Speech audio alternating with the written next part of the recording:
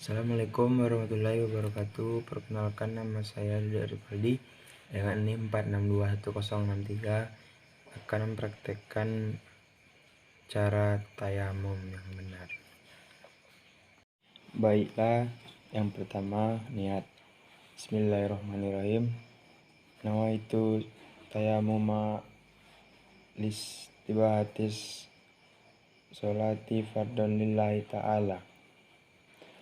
Yang pertama, mengangkat kedua telapak tangan dan kemudian meniupnya. Mengusap muka. Mengusap punggung telapak tangan kanan dengan telapak kiri sampai pergelangan. Mengusap punggung telapak tangan kiri dengan telapak tangan kanan sampai pergelangan. Dan diakhiri dengan doa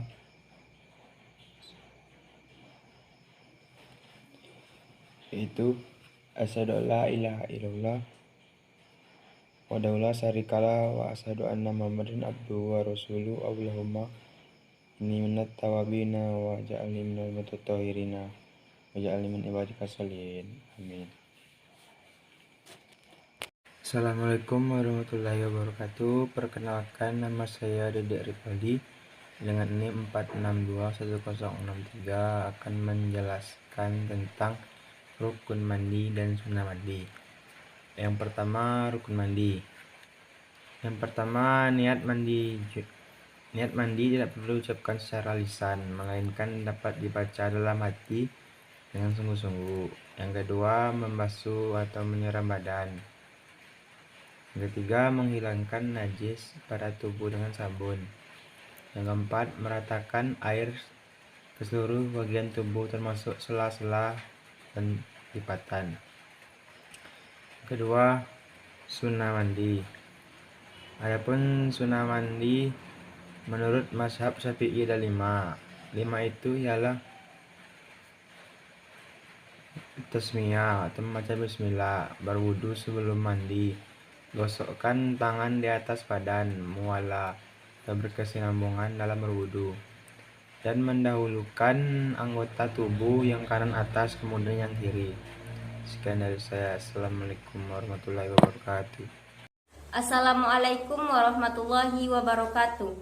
Saya Nola Febriani, NIM 4621037 akan membacakan materi tentang khuf atau membasuh sepatu. A. Definisi khuf atau membasuh sepatu.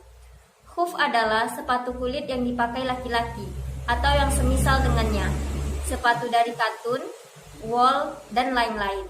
Di zaman Rasulullah SAW, khuf sering dipakai oleh laki-laki sebagai perlindungan untuk kaki mereka. Mengusap muzah atau khuf adalah menggerakkan jari-jari tangan pada permukaan khuf sebagai ganti dari membasuh kedua kaki dalam wudhu. Berdasarkan hal tersebut, yang wajib dilakukan oleh seorang yang memakai khuf adalah terlebih dahulu membasuh kedua kaki atau boleh juga dengan mengusapnya. Meskipun membasuh adalah lebih afdol, yang dimaksud khuf di sini adalah alas kaki yang menutupi seluruh telapak kaki sampai kedua tumit. Mengusap khuf atau muzah diperbolehkan berdasarkan hadis yang masyhur. Salah satunya adalah hadis yang diriwayatkan oleh Al-Bukhari dan Muslim dari Jabir bin Abdullah Al-Bajali yang berkata, "Aku melihat Nabi buang air kecil lalu berwudu, dan beliau mengusap khuf yang dikenakannya." B. Syarat-syarat mengusap khuf atau muzah. Yang pertama, hendaknya seseorang itu memulai memakai kedua muzah atau khufnya sehabis bersuci dengan sempurna. Yang kedua, dua muzah keadaannya harus bisa menutupi tempat atau bagian sekitar kaki yang harus dibasuh ketika wudhu, yaitu kedua telapak kaki dan kedua mata kaki. Yang ketiga, kedua muzah hendaknya terbuat dari bahan yang biasa, menjamin bagi pemakainya kelancaran di atas kedua muzah untuk berjalan ke sana kemari sebagaimana biasa dilakukan seorang musafir. Yang keempat, Batas waktu mengusap muzah bagi seorang mukim adalah sehari semalam, dan bagi orang musafir adalah 3 hari 3 malam. C. Hal-hal yang membatalkan mengusap khuf atau muzah. Yang pertama, sebab lepasnya kedua muzah atau salah satunya. Yang kedua, waktu diperbolehkan mengusap muzah habis. Yang ketiga, sebab datang perkara yang mewajibkan mandi seperti jinabat, haid, dan nifas. Cara mengusap khuf atau sepatu yang diajarkan oleh Rasulullah Sallallahu Alaihi Wasallam. Selanjutnya saya akan membacakan materi tentang mandi, bagian pengertian mandi dan penyebab mandi wajib. A. Pengertian mandi. Menurut bahasa, mandi adalah mengalirkan air. Sedangkan menurut istilah, mandi adalah mengalirkan air ke seluruh anggota badan dengan cara-cara tertentu, sebagaimana yang telah diatur dalam syariat. Dalam kondisi tertentu, setiap muslim harus melakukannya. Kadang-kadang disunahkan untuk melakukannya. Pada kondisi tertentu, setiap muslim harus melakukan mandi yang bukan mandi biasa atau disebut dengan mandi besar. Firman Allah Subhanahu wa Ta'ala tentang perintah mandi yang artinya, dan jika kamu junub maka mandilah. Surat Al-Maidah ayat 6. B. Penyebab mandi wajib. Setiap muslim diwajibkan mandi besar jika mengalami kondisi berikut. Yang pertama, sedang dalam hadas besar, seperti setelah junub atau melakukan hubungan suami istri. Yang kedua, sesudah keluar mani, yaitu cairan putih lengket yang keluar saat syahwat seseorang meninggi, baik dengan sengaja ataupun tidak sengaja. Dengan tidak sengaja seperti bermimpi. Yang ketiga, setelah haid dan nifas.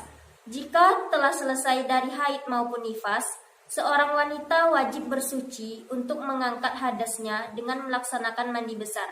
Hal ini sebagaimana disinggung dalam surat Al-Baqarah ayat 222. Yang artinya, mereka bertanya kepadamu tentang haid. Katakanlah, haid itu adalah kotoran. Oleh sebab itu, hendaklah kamu menjauhkan diri dari wanita di waktu haid, dan janganlah kamu mendekati mereka sebelum mereka suci. Apabila mereka telah suci, maka campurilah mereka itu di tempat yang diperintah Allah kepadamu. Sesungguhnya Allah menyukai orang-orang yang tobat dan menyukai orang-orang yang menyucikan diri. Yang keempat, setelah melahirkan. Baik anak yang dilahirkan itu cukup umur ataupun tidak, seperti keguguran. Yang kelima, mati dan matinya itu bukan mati syahid. Sabda Rasulullah Sallallahu Alaihi Wasallam, beliau berkata tentang orang yang mati dalam peperangan Uhud, janganlah kamu mandikan mereka. Hadis riwayat Ahmad.